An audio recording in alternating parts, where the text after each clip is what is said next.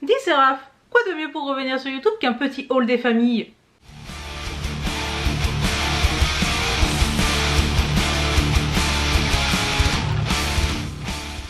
Bonjour à toutes et à tous et bienvenue pour cette nouvelle vidéo sur Blood is the New Black. Oui, je sais, ça fait longtemps. Ok, je pourrais trouver 40 000 excuses et vous expliquer par le menu pourquoi est-ce que je ne suis pas venue sur YouTube. Je pense en réalité que personne n'en a rien à foutre et que de toute manière, l'explication la plus logique, la plus simple et la plus vraie, c'est un mélange entre une motivation pas forcément présente, un temps pas forcément extensible et une quête de sens toujours pas résolue. Je n'ai pas fait de bilan 2020 mais vous pouvez vous en douter, moi comme vous autres j'ai été impactée par cette crise sanitaire, en partie au niveau de ma motivation, et je me voyais mal continuer à faire des vidéos YouTube où je vous parle de consommation, de maquillage et de sujets extrêmement légers alors qu'on est confiné. Vous l'aurez compris, c'est pour ça qu'en 2020 je n'ai pas vraiment été présente. Je ne dis pas en faisant cette vidéo que je vais à nouveau être présente comme avant. Il y a une chose qui a changé, j'ai mon salon de tatouage. Et comme toute activité qui grandit, eh bien cela demande pas mal de temps. Cela demande de trouver un nouveau rythme, surtout si à côté vous avez envie de vous consacrer à vos relations personnelles, à votre vie en dehors de l'écran. Bref. Désolée par avance, de toute manière vous savez que j'existe sur les internets, j'ai un Instagram, il y a mon compte de tatoueuse, etc. Je me pose aussi pas mal de questions sur ce que je vais faire en réalité de cette chaîne. Je me suis dit plusieurs fois que j'ai envie de faire des vidéos sur le tatouage, mais aujourd'hui je n'estime pas avoir l'expérience et le recul suffisant, mais en même temps certaines vidéos conseils pourraient être fort utiles à mes clients, donc je sais pas, peut-être qu'il y aura des vidéos tatouage ici en 2021, peut-être que ça sera en 2022, je n'en sais rien. Et puisque je ne sais pas de quoi l'avenir sera fait, aujourd'hui je vous propose une vidéo tout en légèreté, une vidéo d'un bon vieux haul des familles de sites chinois, parce que, pourquoi pas, parce que de toute manière en confinement, à part essayer des nouvelles fringues, qu'est-ce que vous voulez bien faire? Bah si, je me suis coloré les cheveux a priori, hein, et j'ai pris du kilo, mais bon voilà. Du coup, je vais vous montrer ma dernière commande sur le site Dress Lily, un site chinois dont je vous ai parlé plusieurs fois, qui a l'avantage vraiment non négligeable de proposer pas mal de fringues assez dark, assez goth, assez lookées pour un tarif défiant quand même assez toute concurrence. Les fringues que je vais vous montrer ici, pour la plupart ne dépassent pas les 30 balles, ce qui est quand même notable quand aujourd'hui Killstar, la moindre robe toute noire simple, facture 50 balles. Et un jour peut-être que vous ferez une vidéo pour vous dire tout le mal que je pense de Killstar, parce que cette marque me sort par les trous de nez. Du coup, Dress Lily, c'est un bon plan si on souhaite se fringuer, looker, mais qu'on n'a pas énormément de thunes, ou qu'on fait une assez grande taille, puisqu'il y a quand même pas mal de modèles qui vont jusqu'au 4XL, ce qui permet quand même à des personnes de tout type de morphologie d'avoir des trucs vachement stylés, et ça sans forcément se ruiner. J'ai fait cette commande aux alentours de la fin du mois de novembre, je l'ai reçue aux alentours de la fin du mois de décembre, et donc j'ai mis à peu près 3 semaines à tourner la vidéo, mais ça arrive. Quand je fais ce type de commandes qui sont en partenariat, donc j'ai eu un bon d'achat pour faire cette commande, je ne vais pas vous mentir, j'essaie toujours de prendre des choses qui vont me plaire à moi, que je vais porter tous les jours, mais aussi de me permettre de tenter des trucs que vous peut-être vous posez comme question: est-ce que c'est bien? Est-ce que c'est pas bien? Est-ce que ça vaut vraiment le coup, même si c'est que 20 balles? Est-ce que vraiment c'est 20 balles bien dépensées? Eh bien j'essaie à chaque fois de varier un petit peu mon panier pour essayer de répondre à ces questions. C'est pour cela, vous allez le voir, que j'ai pris un certain nombre de choses qui sont plus là pour tester que réellement parce que j'en avais envie. On commence? Alors la première chose que j'ai pris parce que j'en avais envie et que j'avais aussi envie de vous le montrer, ce sont des pinceaux, et plus précisément des pinceaux licorne, des pinceaux d'un bon goût tout à fait discutable, mais qui vous donnent un petit peu de joie dans votre vie quand vous vous maquillez avec le matin en confinement. Oui, le confinement m'a traumatisée, hein, vous l'aurez compris, on va en parler, voilà. Hein. L'avantage de ces pinceaux, comme vous le voyez, c'est qu'ils sont rose arc-en-ciel et qu'ils ont une petite tête de licorne. C'est un assortiment d'un certain nombre de pinceaux, je crois il y en a une bonne dizaine. C'est un assortiment qui coûte moins de 10 balles, et je sais, lorsque l'on commence à se maquiller ou lorsqu'on a même l'habitude de se maquiller, acheter des pinceaux de marque, non seulement c'est très cher, c'est pas toujours satisfaisant, mais surtout c'est un énorme budget. Personnellement, depuis fort longtemps maintenant, je suis assez adepte des pinceaux à 10 balles des sites chinois. J'en achète assez régulièrement, ils tiennent aussi bien parfois que des grandes marques, hein. Bisous Sigma, hein, je n'ai toujours pas digéré. Le problème généralement c'est que dans ces assortiments, honnêtement, il y a du bon et il y a du moins bon, plutôt il y a de l'utile et du moins utile. Je suppose que ça dépend aussi évidemment du style de maquillage que vous faites, etc. Mais ici on a quand même plusieurs pinceaux pour le teint qui honnêtement se ressemblent tous un peu beaucoup. Ok, celui-là il est un petit peu plus gros que celui-là, mais honnêtement c'est du pipi de chat, donc c'est bien gentil, mais 4 pinceaux à blush, j'en ai un peu rien à secouer. J'en utilise un seul, j'utilise un seul blush, donc personnellement ces 4 pinceaux, vraiment j'en ai pas besoin de 4. J'ai essayé d'appliquer mon fond de teint avec, mais je préfère toujours utiliser mes mains. Donc c'est bien gentil, vous avez 4 pinceaux blush. Si vous avez envie d'avoir plein de pinceaux blush, c'est cool. Personnellement j'aurais préféré avoir plus de pinceaux pour les yeux à la place. Bon, on trouve un joli éventail pour l'highlighter, celui-là est pas mal, je l'aime bien. Et un joli assortiment de pinceaux pour les yeux qui sont plutôt pas mal. Pour moi, il manque clairement un pinceau estompeur, mais comme je vous le disais, le problème de ces kits, c'est qu'il ne faut pas compter sur ces kits-là, ou en tout cas pas sur un kit de 10 pinceaux, pour faire intégralement ces maquillages. Généralement il faut en combiner plusieurs, ou au moins acheter 1 ou 2 pinceaux à l'unité, potentiellement de meilleures marques comme par exemple des pinceaux estompeurs. Mais sinon si vous vous posez la question, pour 10 balles ce sont des pinceaux très bien, qui font tout à fait l'affaire, qui sont jolis, qui feront joli sur votre coiffeuse, donc n'hésitez pas. Personnellement j'ai toujours été satisfaite de ce type de pinceaux, hein. Évidemment je les lave avant de les utiliser, mais normal. Je les ai lavés maintenant 3-4 fois déjà au moins. Ils n'ont pas perdu plus de poils qu'un autre type de pinceau, donc écoutez, c'est très bien. L'autre petit truc que j'ai commandé, ce sont des gants. Et oui, des gants, on est en hiver, parfois ça peut être utile, hein, notamment quand il fait des -5, -6, je vous apprends pas à quoi ça sert des gants. Je les ai pris tout simplement parce que j'étais curieuse de voir ce que ça valait des gants de site chinois. Donc on a des gants un petit peu en polaire, donc de mémoire ils sont taille unique et pour moi du coup ils sont un peu grands parce que je n'ai pas des mains extrêmement grandes. Je les trouve assez stylés grâce à leurs petits boutons ici avec leur pseudo truc en faux cuir. Et vous le voyez peut-être ou peut-être pas, mais en tout cas là il y a le petit truc qui vous permet d'utiliser votre téléphone en ayant vos gants, et ça c'est plutôt pas mal si par exemple vous jouez à Pokémon Go en marchant. Il coûtait de mémoire 5 balles ou quelque chose comme cela. C'était vraiment pas cher, j'en suis très contente. Ça fait maintenant un mois que je les mets assez régulièrement, genre quasiment tous les jours. J'ai pas à m'en plaindre, ils se sont pas troués, ils ont pas peluché plus qu'autre chose. Je les trouve assez jolis dans l'absolu. Donc là aussi c'est une plutôt bonne surprise et ça confirme ce que je pense généralement des sites chinois. Aujourd'hui hein, honnêtement, hein, commander sur un site chinois ou acheter chez Primark c'est exactement le même type de qualité et ça n'a rien à envier à certaines grandes marques. Bisous Killstar. Ensuite l'autre robe que j'ai achetée et que vous ne voyez qu'à moitié, c'est celle que je porte ici. Il s'agit d'une robe coupe un peu pin-up avec 2 bretelles à rayures verticales. Si vous me connaissez depuis longtemps, vous savez que j'ai un kiff assez monumental sur les rayures verticales. Le côté Beetlejuice et Tim Burton très probablement. Autant vous dire que lorsque j'ai vu cette robe sur le site, j'ai su qu'il me la fallait absolument et je l'ai commandée, j'en suis très contente. Je l'ai prise de mémoire en L et il se trouve que c'est une robe assez extensible qui a l'avantage de ne pas avoir de fermeture éclair, car oui, s'il y a bien un truc à reprocher aux vêtements de site chinois, ce sont les zippettes qui sont généralement des petites zippettes invisibles qui pètent. Alors je sais qu'elle fera division, je sais que c'est pas forcément ni le truc le plus esthétique ni le truc qui met le plus en valeur, mais moi j'adore le statement que fait cette robe, j'adore les rayures verticales, c'est pas forcément un de mes meilleurs goûts mais j'ai un gros problème avec ça, donc j'adore ça et du coup cette robe est devenue une de mes favorites que je porte très régulièrement. Bon et le petit haut était aussi un haut de chez Dressily que j'ai depuis, je pense j'ai dû l'avoir, j'étais au Japon donc ça fait maintenant 2 ans et qui se porte toujours très bien et qui est très cool et j'adore les petits hauts en mèche comme cela. Donc cette robe là elle était vraiment top, elle coûtait moins de 20 balles et il me semble que c'est un petit peu une pompe d'un ancien design de chez Elle Bunny mais je ne suis plus sûre du tout. Ensuite j'ai pris un legging que vous allez voir en insert parce que c'est celui que je porte actuellement et que je vais pas me dessaper pour la caméra. Je suis assez cliente de ces leggings de chez Dressily, j'en possède beaucoup, vous savez ces leggings avec le côté qui est transparent avec des motifs etc.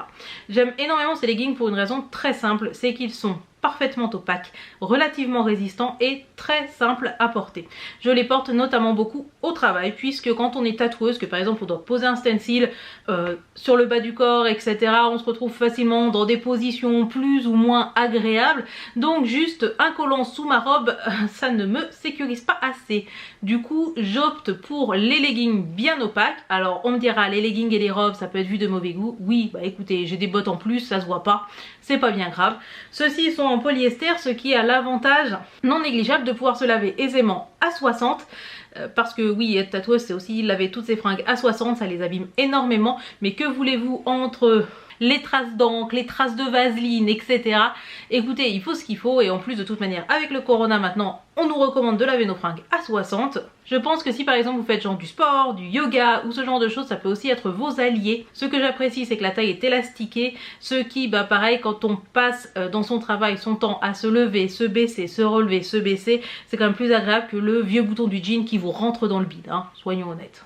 J'en suis très contente, j'ai pris du L, il me va parfaitement, l'élastique n'est ni trop serré ni trop fin. Le décor sur le côté est plutôt joli, donc ça c'est un achat que je vous conseille si vous êtes à la recherche soit d'un legging bien opaque, facile à porter, soit si vous avez juste envie d'un legging un peu plus goth pour faire du sport.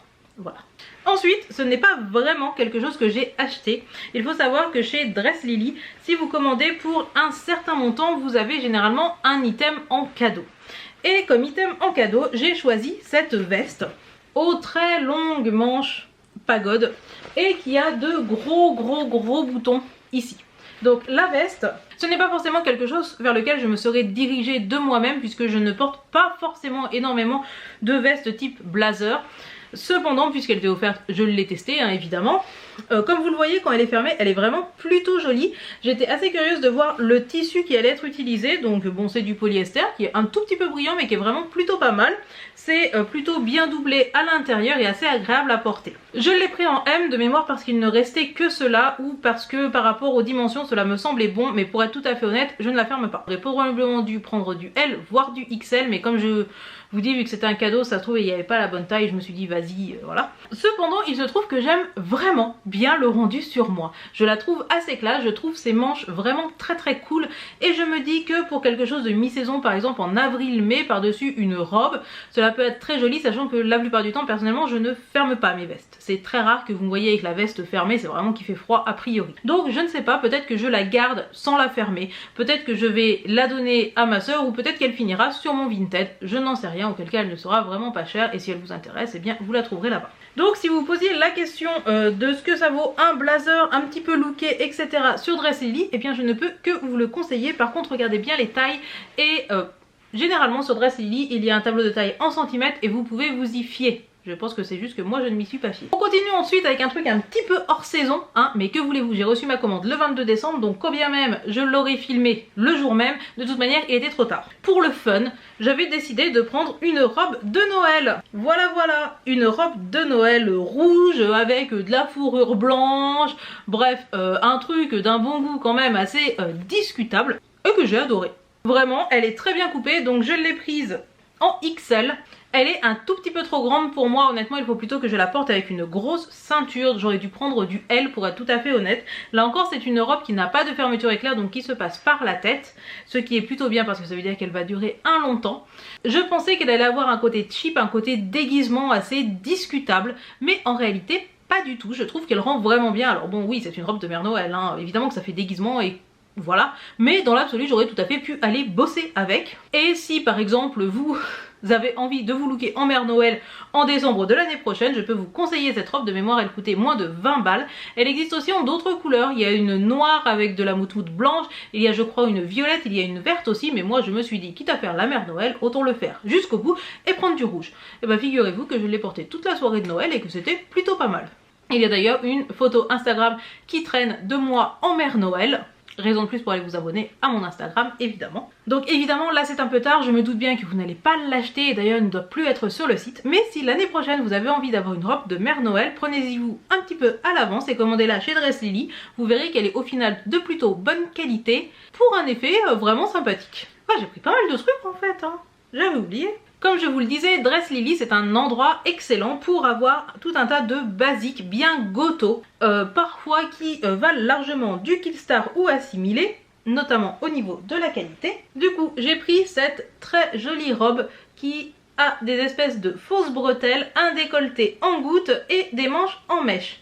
C'est une robe que je trouve très jolie qui de mémoire là encore n'a pas de fermeture éclair donc se passe par la tête donc tiendra bien. Le tissu est un tissu coton polyester assez agréable à porter et le mèche est assez similaire à celui que je porte aujourd'hui. C'est une robe qui donne un bel effet parce qu'en fait elle est très simple, la coupe est très simple, c'est une coupe patineuse hein, comme une robe Killstar quelconque, mais entre le décolleté goutte d'eau, les bretelles et le mesh, ça fait une robe vraiment bien lookée ou qui peut être une excellente base pour par exemple porter par-dessus un corset ou un serre-taille si vous voulez être un petit peu plus looké. Mais juste la robe comme cela, des collants et des grosses Neptuno, et ça y est, vous êtes prêts à partir en soirée hein, dans l'absolu. Bon, si tant est qu'il y ait encore des soirées à cause du corona, mais ça c'est un autre problème. Cette robe là, pareil, coûtait entre 20 et 30 balles. Personnellement, cela fait déjà pas mal de fois que je l'ai portée et lavée, puisque celle-là je l'ai portée au travail. Et pour le moment, je n'ai absolument rien à reprocher, tout tient très bien. Ça ne semble pas boulocher, elle semble plutôt longue durée. Donc personnellement, je suis très contente de cette robe que j'adore et que je ne peux que vous conseiller. Ensuite, je me suis dit, peut-être le savez-vous, mais Dress Lily propose un certain nombre de corsets, ou plutôt de bustiers, j'ai tendance à les appeler. J'ai donc décidé pour une fois de commander un bustier qui est ceci, tout simplement un bustier avec un busque en métal, de la soie avec des fleurs de cerisier vraiment mignon, un lassage au dos. Pourquoi est-ce que j'ai commandé ça? Tout simplement parce que je me suis dit que si vous étiez par exemple un peu raide au niveau budget ou que vous n'aviez pas envie de porter des corsets avec des baleines en métal car celles-ci sont en plastique, cela peut être intéressant de voir ce que valent les bustiers de chez Dress Lily. Honnêtement, eh bien c'est un bustier avec des baleines en plastique, tout ce qu'il y a de plus lambda et de plus standard, sauf qu'il est vraiment pas cher puisque je crois qu'il coûte moins de 15 balles. Donc la différence que je fais entre un bustier et un corset, c'est qu'un bustier ce sont des baleines en plastique, donc il ne faut pas compter dessus pour genre réduire votre taille ou quoi que ce soit. À la limite ça va vous donner une jolie ligne. Par contre les baleines en plastique, il faut le savoir, elles ont tendance à se plier, à se faire à votre corps, c'est à dire que si par exemple vous vous asseyez, vous avez tendance à avoir les baleines en plastique qui vont être de manière permanente déformées comme ça. Ce qui fait que les bustiers ont clairement une durée de vie bien moindre qu'un vrai corset avec des baleines en métal. Sauf que le vrai corset avec des baleines en métal, d'une, ça coûte beaucoup plus cher hein, puisqu'il faut un minimum de 50 à 60 balles pour en trouver un, et encore ce ne sont pas les meilleurs corsets.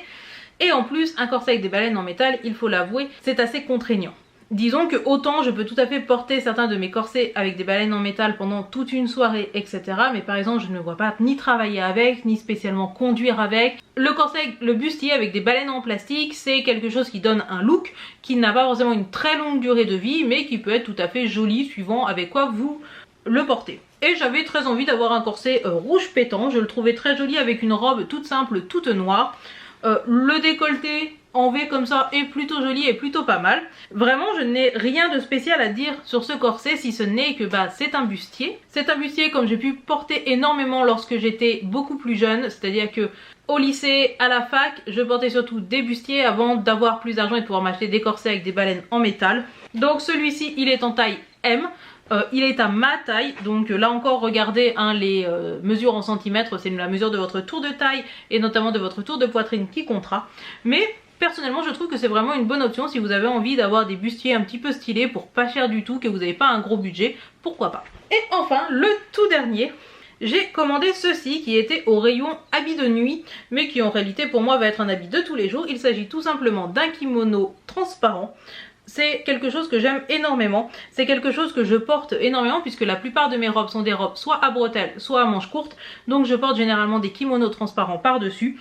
Celui-ci a l'avantage d'avoir un tissu extrêmement doux, beaucoup plus doux que les autres kimonos que je possède. Il est fini par de la dentelle ici qui est dans l'absolu plutôt jolie. Il était vendu comme quelque chose pour la nuit, mais moi je le porte tout à fait en plein jour hein, de toute manière.